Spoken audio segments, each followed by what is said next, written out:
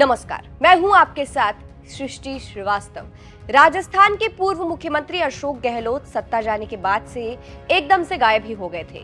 मतलब राजनीति में उनकी इतनी भूमिका नजर नहीं आ रही थी, लेकिन अब उनको लेकर एक बड़ी खबर सामने आई है। जी हां, अशोक गहलोत अस्पताल में भर्ती है, जयपुर के एक अस्पताल में। क्यों? चलिए आपको भी बताते हैं पूरी खबर के बारे में। दरअसल कोरोना के मामले भारत में बढ़ते ही चले जा रहे हैं। इसकी चपेट में कई लोग आ रहे हैं और मामला बढ़ रहा है। अब इसी बीच पूर्व मुख्यमंत्री अशोक गहलोत भी कोरोना पॉजिटिव पाए गए हैं, जिसकी जानकारी उन्होंने सोशल मीडिया प्लेटफॉर्म एक्स पर दी है। अशोक गहलोत ने लिखा है, पिछले कुछ दिनों से बुखार होने के कारण आज डॉक्टर्स की सलाह पर जांच करवाई, जिसमें कोविड और स्वाइन फ्लू की पुष्टि हुई है।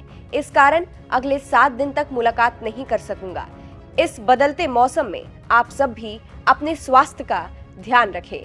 फिलहाल इसके अलावा जानकारी ये भी सामने आई है कि अशोक गहलोत को बेहतर स्वास्थ्य लाभ के लिए जयपुर के एसएमएस अस्पताल के आईडीएच सेंटर में भर्ती कराया गया है। अशोक गहलोत की हालत की बात करें तो अभी फिलहाल स्थिर है और वो डॉक्टरों की निगरानी में ठीक हो रहे हैं। गहलोत ने लोगों से कहा है कि अपना ध्यान रखें इस बदलते मौसम में। वहीं जब राजस्थान के मुख्यमंत्री भजनलाल शर्मा को इस बात की जानकारी मिली तो वो भी इसको लेकर भावुक नजर आए। उन्होंने सोशल मीडिया प्लेटफॉर्म एक्स पर लिखा, राजस्थान के पूर्व मुख्यमंत्री श्री अशोक गहलोत जी के स्वाइन फ्लू व कोविड से संक्रमित होने की सूचना प्राप्त हुई है।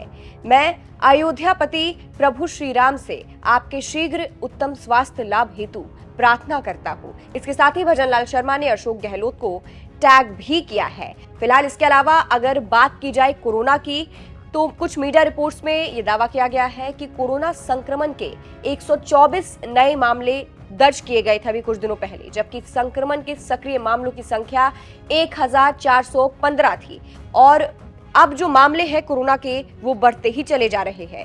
फिलहाल आपको ये भी बता दें कि एक कोरोना का नया सब वेरिएंट भी सामने आया था, JN.1, जिसको लेकर डॉक्टरों ने सलाह दी थी सावधान रहने के लिए। डॉक्टर का क्या कुछ कहना है वो आपको सुनाते हैं। What the data suggests is that it is more transmissible, it is spreading more rapidly, and it is gradually becoming a dominant variant as far as COVID-19 is concerned, both in the US, in Europe, Singapore, and we are seeing more cases in India also. So it is causing more infection, possibly because it is more transmissible and taking over the older strains. But the data also suggests that it is not causing more severe infection, it's not causing more hospitalization, and most of the symptoms are predominantly of the upper airways like fever, cough, cold, sore throat, running nose, and body aches. Sir, as of now, like COVID variant cases are also coming, flu, RSV cases are also rising. How to stay healthy in this particular season? So this is the season when you will see viral infection, respiratory viral infections becoming more.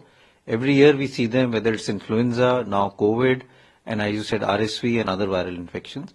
So, and that happens because of the temperature, because of crowding. It's a holiday season, people travel, so they will carry the virus with them.